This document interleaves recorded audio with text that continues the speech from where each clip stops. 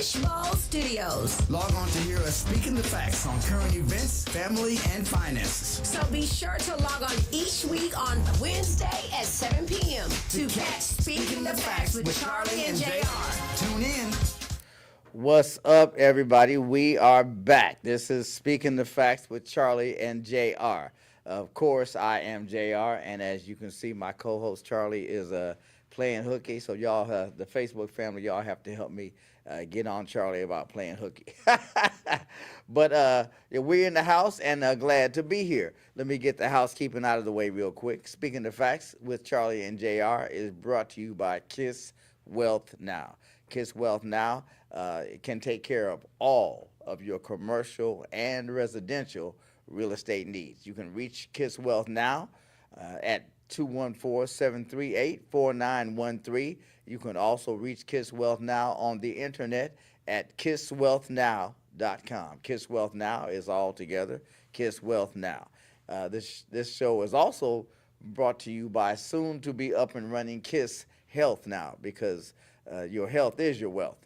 And, as you know, we talk a lot about health on this podcast, about this particularly men's health, because, as you know, we are big advocates because African-American men tend to be the last ones to go to the doctor. You know, we don't go to the doctor as often as other people, and we have high instances of colon cancers and other things because of that. And in a lot of cases, we can catch them in time and not have them be debilitating or even costing us our lives. So my brother's an example of that, as a matter of fact. He had colon cancer, but early detection. He's about to celebrate his 80th birthday, so early detection is the key, y'all. So, but we are not talking about health this podcast, so I won't go too deeply down that rabbit hole. Even though they are not here, I will also acknowledge our alter egos, the Fly Guy and the Fly Girls. Of course, I'm the Fly Guy. Don't call it a comeback because I have been Fly. And Fly Money is the alias of Charlie, and Kim, our producer, her alias is This Shit's Fly. So I'm sure Kim is watching. What's up, Kim? And I'm sure Charlie is listening and or watching. So, but we're going to get to the purpose for us being here tonight.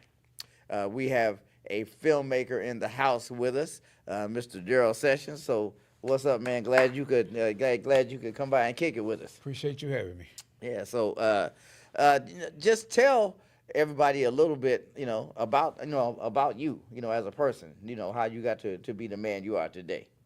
Well, long journey, up and down, some high, some low. I'm retired military. I just had an epiphany one time. I said, I know a lot of stuff and I want to tell stories. So I went for a walk and I started writing a story in my head. And by the time I got back home, the story was done. And I remember how I wrote it. And I just sat down and started writing it till it was finished. So I basically wrote wrote a book. After I put the book on Amazon, I came back. My daughter was like, I like the book. She was like, can you do another one? I said, probably so. So I ended up writing another one. I got 4 books. They're currently on Amazon, same titles, different stories.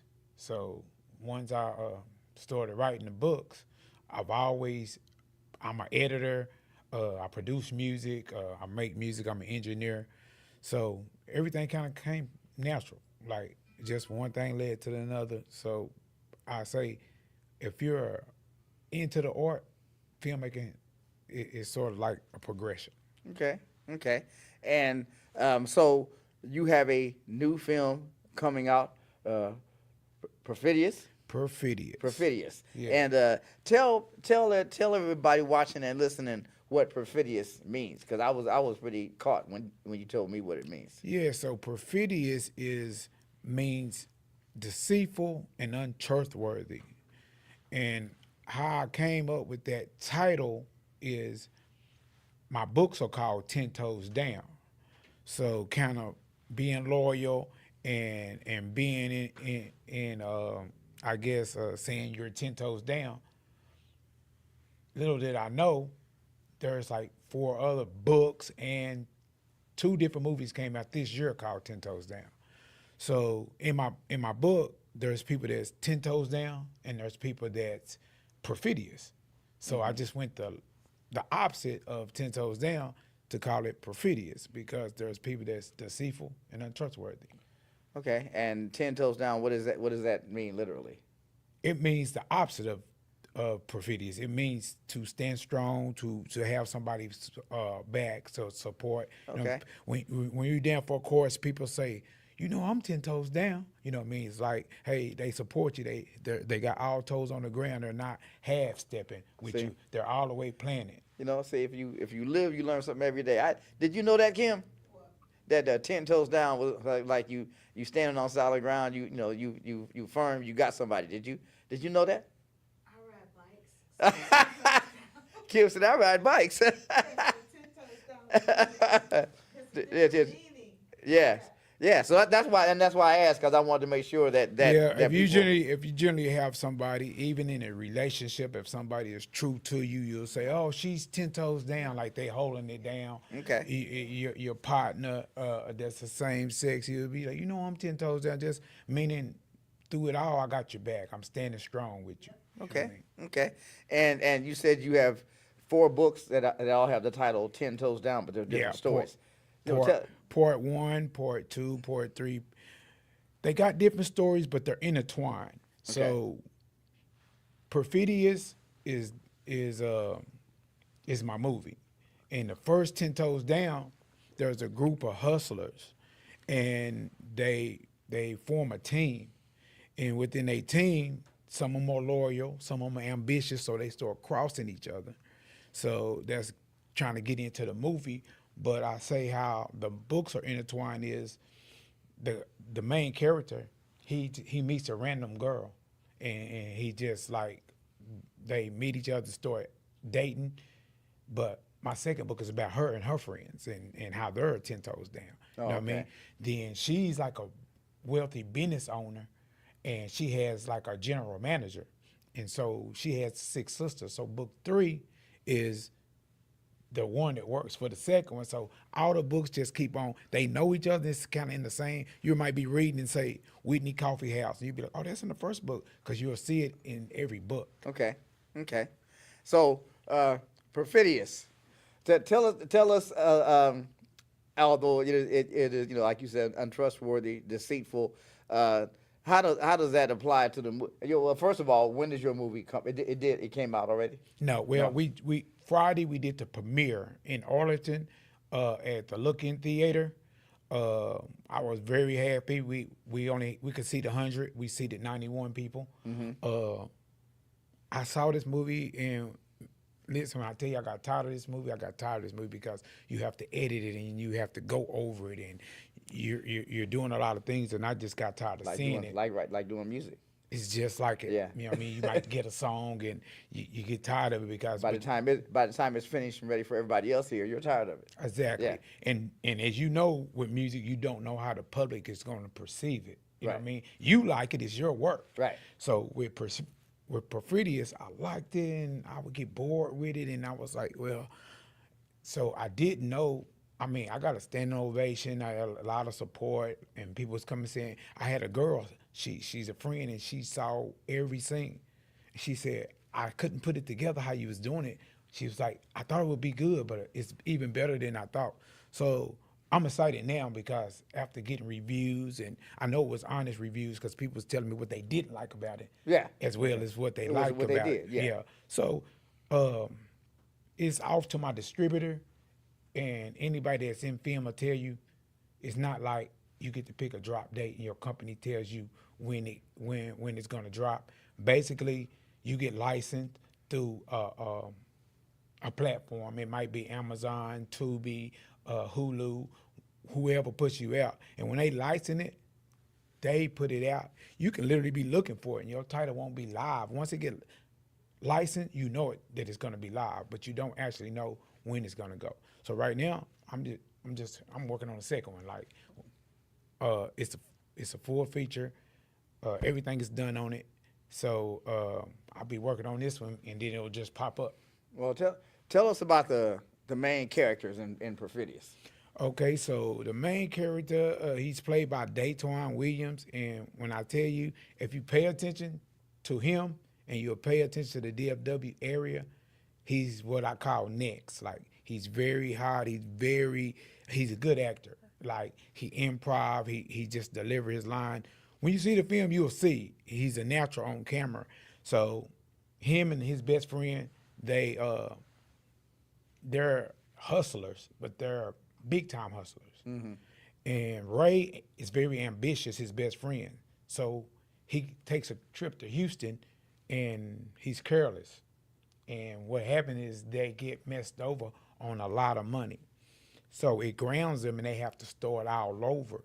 So when they start all over, they don't have the team that they used to have. So one of Ray's cousin and her best friend, they join the team. Then the main character's nephew joins the team. Then he also brings his best friend. So it's 6 of them, and they're all basically a team. But they have a golden rule, and it's where the story gets getting twisted. So the story is, the golden rule is no fraternizing. No, it's girls and guys, and they can't intertwine with each other. Right. So, of course, you know, when you got beautiful girls, and I got beautiful girls in the movie portraying them, so there's people being sneaky and conniving and being perfidious, you know what I mean, in order to I guess for the plot, but give or take to keep people, without giving the plot away, I can't really tell you what goes on in it. But that's pretty much the basis of it. Okay. And you said you're already working on your next one. Yes. So- Well, actually, I'm going to know this Friday, I'm trying to set in stone when I'm gonna start shooting it, but it's fully cast. I have a production team that I'm putting together. I did this first film financially, directed, wrote, produced, the whole 9.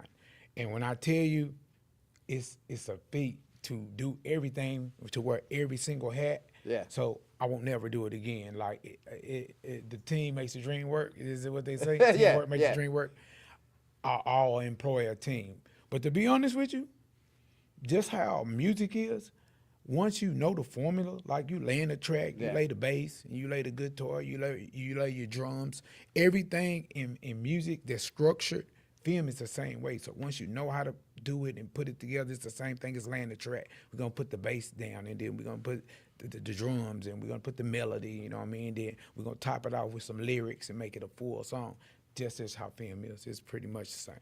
So did you go to school for filmmaking? Well, I did and I didn't. Okay, well, let's discuss did and didn't. Yeah. So I went to film school, not really film school, but the Dallas Art Institute. And it was for film, and I learned to edit myself. And I had a label, so YouTube was coming real big. So I started learning how to do my own music videos. So I learned how to edit, and a lot of stuff like a DAW, digital audio workstation, how almost all of them work together. Editing works kind of the same way. So I knew a lot of stuff. I knew how to work Pro Tools, a lot of different things. So in film school, you learn composition, framing, thirds, different technology, but everything pretty much is, I don't know, if you got it, you got it. If you don't, you don't. And for me, it kind of comes natural. Like, it's just kind of, like I said, I always tell DJs, you should be trying to make a beat because it's just progression. You know, you putting 2 records on top of each other, and then you kind of making it sound different, you remix it. So film is the same thing. It's just sort of like you start out as a PA, and then you work your way up, and you do everything. So I went, but I felt like I wasn't learning nothing. I was paying them to teach me something I already could figure out on myself. So a lot of filmmaking is about getting on set and doing it. You know, you can talk about it, but once you do it, it's pretty much easy. Okay, so you when you said composition and framing, I understood that. You said thirds. What is that? Oh, well, thirds is composition. And people that's watching us, or you see it on the screen every time when you watch TV, you're gonna see a frame, and that frame gonna be split in 3. You're gonna be 1, 2, and there's gonna be 3. and you're gonna have a person placed in that third or that third. Unless it's a screen close up, they might be in the middle of the screen. Otherwise, they're not. So every time you watch TV, you watching somebody that's in the third. You know what I mean? Like me and you, we're on the screen. I'm in one third, you're in the other third, and in between us is the last third that's just really air. Okay, so it's basically a framing, an understanding of framing. Yeah, Yeah. but don't get me wrong. Filmmaking is such an art. It's never done by one person. Like me, my film, I got a professional cinematographer that had a lot of experience under his belt. My film comes on Tubi, and I always try to tell people, like, I don't want to have a Tubi movie. I want to have a movie on Tubi, and it's different. You know what I mean? Right. So you got these niches, especially in black film. You got a bunch of niches. People grab a camera and point it, and the sound is awful, and Yeah. they don't use proper lighting, and you know what I mean, the whole nine. So, and believe it or not, Tubi in this instant is changing. Like, you're not gonna see a lot of bad film and a lot of bad filmmaking. Like, they're stepping up their game. You're gonna have to kind of know what you're doing to get on there now. Oh, okay. Yeah, because I have seen some films on Tubi that I was like, well, how How did they get done? how they do that? Yeah. Okay, see, so that's the thing. What they doing is, like I said, it's a niche. In the niche, they call it a Tubi film. And it's pretty much where they're watching it for the story, and they getting their friends to act in it. Hey, Charles, be in my movie, of course. And sometimes you get some people never act that can really, they didn't know it's a hidden talent. But people get their film because I tell you this, film is extremely easy. You know what it's not? It's not cheap. Money plays a part in it. When you got resources and having to try to get resources and producing a film, that's where the hard part comes. Shooting a film is easy. We shoot a film tomorrow if we had the money. It's just that easy.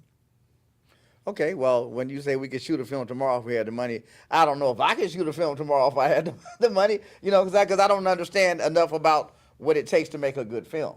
Me having the money doesn't give me the ability to make a good film, and because I mean, like, with music, I understand enough to go in there and lay down a nice beat. I understand. Yeah, but when you're doing music, if you have a nice song, who says it's a nice song? Well, I do first. But what do the audience say? It's subjective. So Well, yeah. So you can put I can put Perfidious out all I want to. Like I said, until my premiere and people's coming to me and people's calling me saying, hey, it's a good film. And I had other filmmakers come and say, man, for your first feature film, this, like, you're ahead of the game. And I was like, okay. So what I thought, that kind of solidified. But until then, it's subjective. You can put a good track down, good beat, jazz, whatever, have a good singer, lead vocalist. You just don't know that how the audience gonna perceive it. Film the same way. It's subjective. So we can't make a good film tomorrow, but we could definitely make a film. Okay. Right. Well, okay. Yes, and I guess that's what I was saying, because I could definitely make a film tomorrow. I could definitely, I could do, and well, I was about to say I could do an album in a few hours, but good albums have been done in a few hours in some cases. It all depends on your talent and your vision. So your new film, does it have a title? Yes. The new, it's called Shattered Dreams. Shattered Dreams. Okay. Yes, Shattered Dreams. It's a drama. It's a couple, and I really like this story. It's a couple that's they're good for 7 years until the girl gets bored. She gets bored, call it the 7-year itch. She meets a guy at her job and she started dipping off on her. So she's new and she's excited about it, and so she thinks the grass is greener on the other side. So she starts cheating and starts telling on her, and the guy's questioning her. So she decides, should have lied, I'm gonna leave him, and she leaves him after 7 years for the new love, and it's not green on the other side. She thinks it is, and she quickly finds out that it's not. But what happens is that guy magically moves on, and she has to fight for his love, for her love, to try to get him back. And the long story short is she get him back, but with a twist, like something that's gonna shatter their dreams. Okay. So Okay. it's got that, and it's got a subplot. Like, I'm excited about it. I'll tell you this. This is what I do. I cast when I'm right. I see the movie happening while I'm writing. Now, I mean, when I see it, I mean, literally physically see it. Like, I know what the actor's supposed to look like. And I cast a lot on how that actor looks. So this movie here, I did auditions for Perfidious, but this actor, I got a lot of actor friends, a lot of people that's in the movie industry. So I just went through my Facebook and I said, hey, she looks like her. And I called her and said, you want to read for this person? And she was like, oh, yeah. So this person, I have 14 people that I called up and said, hey, you want to read for it? And every single one of them was like, yeah. So I cast my movie just over the phone, offering the people the part. But when people audition for Perfidious, I told my AD, my assistant director, she was, what does this person look like? And I was like, I'll show you. Halfway through it, she kind of knew, like, this is what Ray looks like. This is what Fitz looks like. This is what Jay looks like. So I got a lot of talented people, and they was wondering why I didn't get the part. And I was like, you don't look the part. You got to look the part. So all my movies, when I make them, they look a certain way. You know what I mean? Shattered Dreams, I got a rom-com that I'm hoping to do in the summer, and it's called Bet on Love. And I know exactly what these people look like, and it's not Shattered Dreams. It's on in the summer that I'm going to shoot it, but I already know what the characters look like. Well, I guess summertime's a good time to bet on love, huh, Kim? Yeah, that's a good one too. It's just two guys sick of love. Yeah. And they make a $5,000 bet who can stay away from females the longest. Oh, okay. But magically whenever they make the bet, they both find somebody they super interested in, so they start trying to hide it from each other. So were you making films when you were? Because you said you're retired military. Thank you for your service, by the way. Appreciate it. When did you retire? Oh, 2004, I believe. I really was kind of out by 2002, but long story short, like, you have to go to reserves, and I had to accumulate so much time. So, Yeah. you know what I mean? So that's kind of a whole nother story, but 2004. Oh, okay. And were you making films when you were in the military? No, I was, only thing I was doing in the military was I was artistic wise, I was DJing really, really hard. Like, I started DJing when I was 9, and this is a true story. I got up in the middle of the night and I was going to the bathroom, and I'm a preacher's kid, so we Oh, have, PK, okay. yeah, and we had nothing in our house but Christian music, and we wasn't allowed to listen to music, and rap was hitting really, really hard then. You know what I mean? So I was like 9, and I remember there was a record player and it was left on. And so I went to the bathroom, I was coming back, and I don't know why I went to that record player, but I went to that record player, and you know, when you scratch, you got the crossfader, right? Yeah, When right. you're going in and out. Right. But I was 9 years old, and I just knew that you had to control the sound somehow. And we had the record player stereo had a volume that was slide like a crossfader, and that's how I learned how to scratch. Like, I just do it, and I just knew it. So I kept doing it. I couldn't go to sleep. I just kept going back there playing with it. And I was telling my brother, hey, I know how to scratch. He was like, yeah, right. So we would scratch it. So they would find out these kind of gospel records, and I would scratch gospel records. We didn't have nothing else. You know what I mean? You was scratching the gospel records, huh? Yeah. but in the military, that's what I did. I DJ'd. You know what I mean? So went from DJing to juggling beats. Like I said, like, even now, I don't listen to hip hop. I don't listen to music without probably it being 2 or 3 beats bouncing on top of each other. Like, that's my genre. Like, I like to mix, super mix, put. Like, I was telling people, like, they made a big deal about Kendrick Lamar being on the Super Bowl, and I'm like, man, I don't care what they say. Like, DJ Mustard made that beat, and I don't like it. But I listen to that song, like, putting somebody else's beat behind it, like, just mixing or whatever. So in the military, I pretty much I say I was strong, but I just started going from doing music to making my own music, like DJing, doing beats, Akaya. I learned how to play the piano just a little bit, because I was like Dr. Dre. I could hit some keys, but literally playing Yeah. and knowing what middle C and the flat is and the sharp, like, so I learned that just progressing. You know what I mean? So I just tell people when you order, you steady learning. You know what I mean? Even with films, you know what I mean? You're steady learning. But in the indie world, you kind of do everything. You got to put the money behind it. You got to be the director. You got to write. You know what I mean? And you guerrilla and do whatever you can do to get the end product.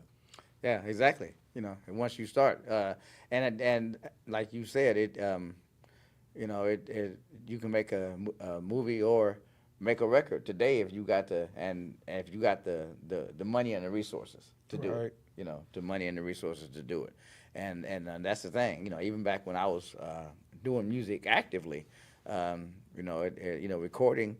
Unless you had your own studio, and a lot of artists didn't have their own studio because they were, you know, out there on stage or they're performing or they're writing. So a lot of artists didn't have their own studio unless they already had a hit record or two, when they could slow down and back away from some things and you know, assign, you know, and delegate some things to other people, and which is what you said you're doing. You're not going to do another film by yourself. You said No, I mean you need a team. You need a team. And have you ever seen Love and Drugs? Love and Drugs. No, I don't think I've. Kim, you seen that, Love and Drugs? Yeah, I don't watch too many movies, do y'all? So pay attention. So pay attention to some of these films start going on Tubi. So Tubi is really known. There's a guy, his name is Dennis. I forget his last name, but he got a bunch of movies. He out of Detroit, and I mean he makes money. He got a bunch of movies, and it's like it's like the stomping ground for like underground urban films. And what a lot of people don't know is Dallas, Fort Worth area is very, right behind it is it's a lot of filmmakers here. It's a lot of actors. They call it Dollywood. You know what I mean? Oh, okay. They call it Dollywood. It's a lot of different people, and it's a new filmmaker every day. You know what I mean? Mm-hmm. So I probably got like 3,000 friends that's it on Facebook. I bet you 2,000 more filmmakers or actors or actresses. You know what I mean? There's a lot. You'd be surprised.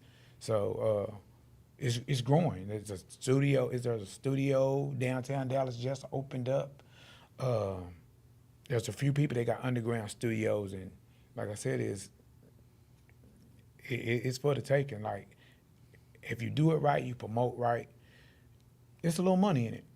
So how much would you say it costs to make a good movie? Not just, like you said, pointing the camera with the sound being horrible, but to make a good movie. Well, On the low side, because I know we ain't talking about Spielberg here, but no, but see, the thing is, I know how much I put into my film. Never again, though. That's not budgeting. You see a lot of people say, when you ask them to do something, they'll say, what's your budget for that? And I used to be like, I ain't got a budget. Because I would just go out and pay for stuff and do whatever I got to do to come up with it, like any means necessary. But give or take, I think an underground film can be done for about 20 grand. okay. About 20 grand, you could always spend more. You could probably spend a little less. If I'm penny pinching, I could do it for less. But what I'm comfortable with is around 20 grand, you're gonna do a film, and it's gonna be a good film, and you're gonna be able to get the locations you want, feed your crew. Number one, they gotta eat. Don't not feed your crew. That's bigger than anything. Yeah. But between that and cinematography, somebody who know what they're doing with their camera, and a gaffer that know what they're doing with light, because you go Tubi, a lot of sound is bad, the lighting is bad, but actually make it look like something, I'll give or take 20 grand. So is there, like you mentioned, the gaffer and all that? Is there a school for that, or do people just come on sets and learn? You learn in school, like Okay. they teach it, but people also, just like working at if you're dead on the paint shop. If you grew up in watching a car being paint, you know how to put primer on it, water sand it, tape it up, and shoot it. Like, can you go to school for painting cars? Of course. Yeah. Can you learn it without it? It's like Spike Lee. He loves to say, back then they didn't go to school to learn. They went to school to get the equipment. You know what I mean? Yeah. So school will have equipment, and you know, of course, when you go into school and you're on the project, you can always use the school equipment. So, I mean, it's so many ways to skin a cat. But I suggest anybody who want to be in film, just call somebody up. It's always a casting call. Call, find a director and say, hey, can I come and sit and learn? I want to be a PA. I want to get coffee. I want to watch it done. Next thing you know, if you got it, you got it. And Okay. it's kind of easy. Okay. So, how long would you say that it takes to? I guess this is a very subjective question, but how long would you say that it? How well? I'll put it this way: how long did it take you to understand enough about film to make Perfidious? Because that's your first feature-length film. So, how long did it take you to understand enough about the industry to make a good film? Okay, so I've had a couple shorts. I worked around other projects, and it's like doing a song. It's like doing a single. So you do a single, you know how to do a song. Yeah. So you know a whole album, maybe 13 songs, 14 songs, or you scrap them away. So you learn it. So I can't say it took me a certain amount of time, but there's barely seldom that somebody is gonna exec produce their film, write their film, edit their film, do music in their film, score their film. Like I did so much on Perfidious, like you get tired of saying my name. Like it's It's just your name is just rolling up and down the screen. Huh? Yeah, so it's just there, but anybody can do a film. It's just how, like you said, how much you put into it and what kind of film you want to be in. Or you're going to say, hey, Shorty, I do a film and it's all right. You know what I mean?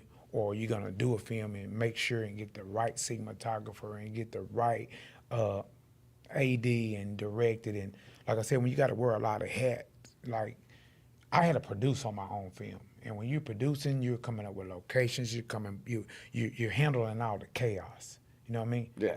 But you also got to worry about the talent, and if they doing it on the screen, like, it's just, I'll never do it again.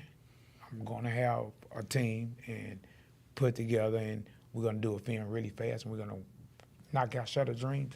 Then after that, we're going to knock out Bet on Love. And after Bet on Love, you know what I'm saying, I got another one called The Third. So after that, I'm hoping to do those 3 films this year. Oh, okay. So, back to your military for a second. What was your well, I was going to say MOS, but for y'all that don't know what that means, it's just like Military occupation specialist. yeah. But in the military. What was yeah, your I was MOS? logistics. Logistics. Yeah. Okay. I don't even know what's the call number for it now because they changed. You know, I still got a niece. I got a bunch of, like, I'm a military family, so I know they back then it was like 76 Papa, but they changed everything. I think they 92 something now for the MOS. Went to Fort Lee, Virginia, logistics, and went from there. Went to California. Went from California to Korea. Went from Korea to Germany. Went from Germany to North Carolina to Florida. Florida back here to Texas. Like it is. I recommend it to any young person. You know what I mean? I was about to ask you that actually. Would you recommend the military to it? I would, and I get clowned for it, and I get a lot of people. Oh, but say what you want to say. We're in social media days, and it's not like our day. But I tell anybody, like, my daughters went to school for free. I steady get free medical now, and that check still comes faithfully on the first. So yeah, and I've been retired for some years, so it's well worth it. And you get to see the world, and it's more than the world. Like, I got a lot of people on my Facebook, people I met in 1993, 94, you know what I mean, that I've been friends with, that keep it up with. So, I mean, in college they have fraternities, you know what I mean? Right. But in the military, you got some of the same kind of relationships and stuff, people you learn and build with, and it's just what it is. So yeah, anybody who's lost, definitely go. But if you just want to find your way in the world and get your feet where you don't know where you want to go. Maybe you feel like college ain't for you. You might end up being like me, go to college afterwards. You know what I mean? Yeah. So it is. I definitely would suggest it. Well, I'm a veteran. I didn't retire, but I'm a veteran, and Army? The Army, yeah. Okay, so the real military. Yeah. So, and that I got to say that being able to I went to the VA today, and there's no bill or nothing, and Nothing. So that's what this weight and gold right there. It is. And we both know that, and Yeah. you get a lot of people, thank you for your service and different kind of stuff. But I mean, sometimes you get that as a cliche, but sometimes people are actually appreciative, especially with how the world is now. But yeah, and believe it or not, they got a bunch of veterans organizations that actually like veterans in film. That the whole group is about filmmakers that's been in the military. You know what I mean? I don't know if they got musicians or stuff like that. Like I said, I never got into it, but there's organizations out there and different kind of things, like you said, to get your feet wet. But yeah, right now, that's the past and the film is the future, so this is what I like. Yeah. So tell me about your short films. You said you did a couple of short films too. Yeah, they're easy to write. Short films or I could write a short film on how I drove here from Arlington and maybe had a flat tire, and more of the story is I might go to the gas station and I run into an old friend, and it could be a love life or whatever. I tell people this is a short story. Like there's a guy and his wife is cheating on him, and she's cheating on him, and he meets the guy, and he says, so you cheating with my wife, right? And she's like, yeah. Say, oh, I ain't tripping, you can have her. But only thing I suggest you do, you got to tell your wife, and then everything will be all right. You gonna do that? And he say, yeah, I could do that. He say, you ready to tell her? He say, yeah. And then he calls her name. Oh. And, you know what I mean? So she appears and it goes off. Yeah. So, I mean, short films are just like that. Like I try to tell people, like, you write and they're really quick and they're really quick stories. They have film festivals with short stories. You don't know like a time limit for a short film? What's the time limit? 15 seconds. Oh yeah. If you can get a thought out in 15, they have Oh, yeah. contests. Oh, yeah. If you can get a thought out in 15 seconds Yeah. and express it, it's a film. So they have contests in short films, but like I said, it's like doing a song or a verse. It's easy, and if I'm collaborating with you and I'm putting a verse, a 16, a 8, whatever I'm putting on your track, Right. that's simple. But when you have to put track after track after track after track, then it comes a little bit difficult. If you're trying to put something out like DMX put out or Dr. Dre with The Chronic, like them are albums that I name them because them are albums that I can push play on a CD back in the day, and I never pushed pause or skipped a track. Like Yeah. the whole, CD just went. So writing is the same way. You do one scene, and we doing a movie together, we do one scene. So what do you think we have to do after that? What? Just another scene, Oh, and okay. then repeat, and then repeat till we end. So if you can write one scene, you can write a movie. Okay. It might not be that good, but you write one scene and you get it out the way. At the end of that scene, it's gonna say how you transition to the next scene, and you just repeat, and you keep going. People put too much thought into doing it. It's a film. It's Hollywood. It's this. It's that. It's nothing. It's just doing it. You know what I mean?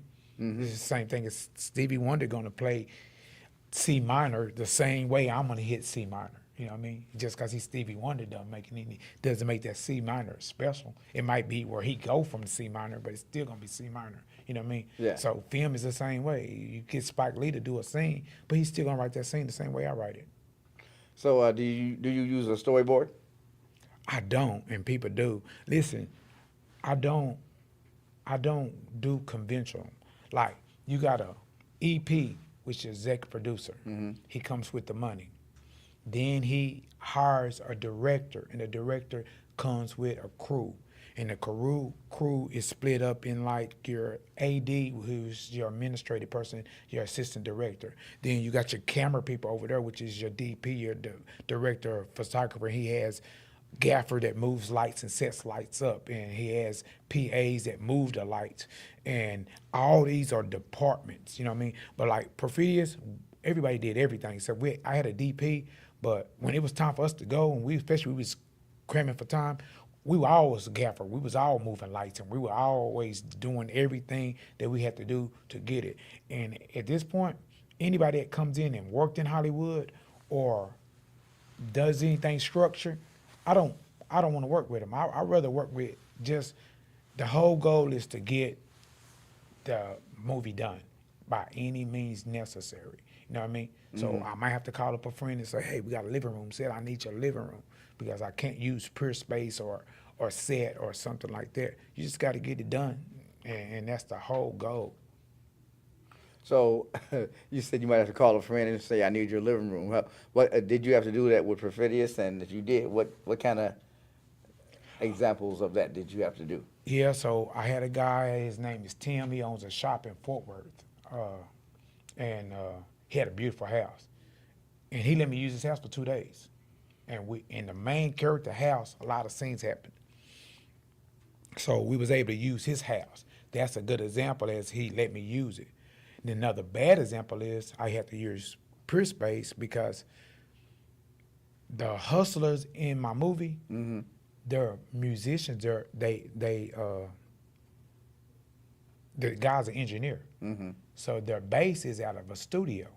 So to make it look real, we had to rent a studio. And when I say rent, I'm saying for about 4 days I rented, and when I say the pocketbook went up behind using it. So that's 2 examples, is in I used one and it cost me nothing. And I was able to do some great shots. I used a studio and it cost me, ran my budget way up. You know what I mean? I use a pool hall way up. A lot of people want to be in film. So you can call a lot of people and say, hey, I might call you and say, hey, man, I need to use your house. And you might be like, okay, because beside me using you, I'm going to put you in there to credit. When a movie come on, you're going to see your name on there as a producer. People like to do stuff like that. So you offer them, they give you something, you offer them something. So Right. it's a give and go take thing when it come to that. So your short film, they had titles? I'm assuming. Yeah, but well, it depends. It depends. All short films don't have title, but yeah, if you name all. Like I had 7 short films. Yeah, that's what what's a Okay. couple of your titles? Okay, so none of them are out. So I'm just saying it like Okay. when I went to the Dallas Art Institute, right? This is what the lady told me. I don't agree at the moment, but first day of class, she says, who all got films and who all got material out there on YouTube? We all raised our hands proudly. She said, you go home and you erase all that stuff right now. And we was like, what? And she was like, you go home and you erase all that stuff right now. Any music videos, any amateur stuff you got, erase. So I really didn't get it at the time, but she was like, because people going to, you got one time to make an impression. You let me hear a track, right? Right. I don't care what kind of track it is or whatever. If it's trash, it's going to be hard for me to get that out your head Right. that it's trash. So all my short films, all my music videos, everything, I just went home and erased. So I started from doing that, and then I just quit and I went into writing books. And what got me back into the movie thing was every time I wrote a book, somebody told me, I like the book. I see it as a movie. I kept hearing it over and over. Every time, this is a good book. It's like a movie. So I was like, that's probably because I write and I come from the kind of movie world. So that's why I got back into it, because I write. But the difference between a book and a movie, you know the difference? Well, when you read one, you watch the other. I mean, you can. Well, but writing is different. You show in a movie, you tell in a book. You know what I mean? And people ask me all the time, what's the difference? You show in one, in the book you tell.